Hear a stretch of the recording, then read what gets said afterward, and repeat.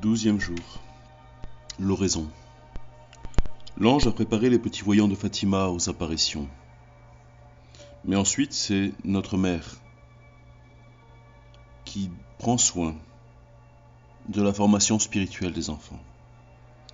Elle leur montre que le péché est la seule véritable douleur de notre humanité, la seule tristesse, comme l'avait découvert Bernadette. Elle leur apprend à prier pour les pécheurs, à corriger leurs défauts, à faire des sacrifices et à accepter et même rechercher tout ce qui pourra être un oui à Dieu.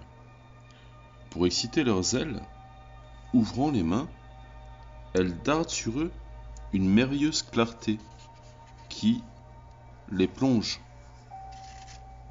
en Dieu.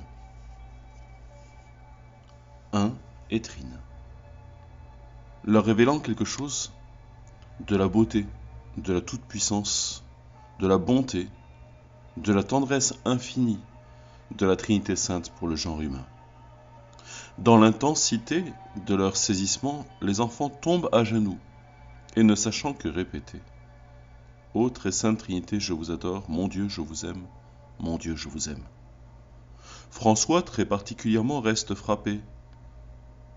Nous étions tous embrasés dans cette lumière qui est Dieu, avouait-il, et nous ne brûlions pas. Maintes fois désormais, il s'éloignera de ses deux compagnes pour trouver la solitude qui l'attire et se perdre dans l'infini divin. Il passera ses journées à l'église, devant le tabernacle, à prier. Un jour où par dévouement il surveille seul les brebis à l'extrémité, Jacinthe va le chercher. Ne le trouvant pas, après avoir couru de tous côtés, elle l'appelle, mais en vain. Effrayée, elle rejoint Lucie qui part à son tour. Tout d'abord, elle ne voit rien non plus et n'obtient aucune réponse à ses appels. Enfin, elle découvre son cousin derrière un petit mur qui le cache, à genoux, la tête penchée jusqu'à toucher le sol.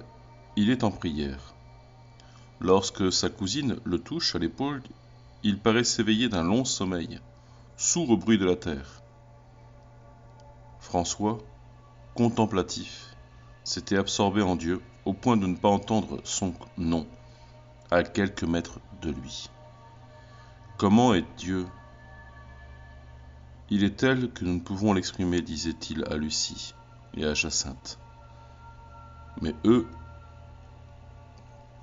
il a eu beaucoup de plaisir à voir l'ange, plus encore à voir la Sainte Vierge. Mais ce qui m'a plu davantage, c'est de voir Dieu dans sa grande lumière que la Dame nous a mise dans la poitrine. J'aime tant notre Seigneur. Et nous l'aimons, nous. Nous n'avons pas reçu le même genre de grâce que François. Mais oui, bien, toutes celles qui peuvent être données à chacun de nous par les sacrements. Très peu parmi les élus ont été gratifiés ici-bas par des apparitions. Et pourtant, nous avons cette nourriture du ciel qui nous est donnée. Notre devoir d'État ne nous permet point de passer des heures au pied du Seigneur, mais nous avons à lui offrir notre journée, à lui présenter notre vie, et à accepter de ce que nous vivons et portons, de faire de nos vies des vies sacrées. Jésus, l'hôte adoré, demeure en nos âmes, toujours, partout, ne l'oublions pas. Seul le péché mortel peut le chasser, et il est jaloux de se faire, comme il le fut pour Marie, sa mère, et la nôtre, l'âme de notre âme, la vie de notre vie. Sachons comprendre, sachons répondre au désir de son amour. Vivre unis au Sauveur, c'est préluder, dès cet exil au bonheur parfait qui nous attend dans l'éternelle patrie. Ô Marie, ma bonne mère, bénissez vos enfants d'une bénédiction de fidélité qui les aide à remplir tous leurs devoirs, d'une bénédiction de pureté qui les éloigne du péché, d'une bénédiction d'amour qui leur donne la grâce de vous aimer beaucoup, vous et votre divin Fils. Ainsi soit-il. Mère du Sauveur, priez pour nous.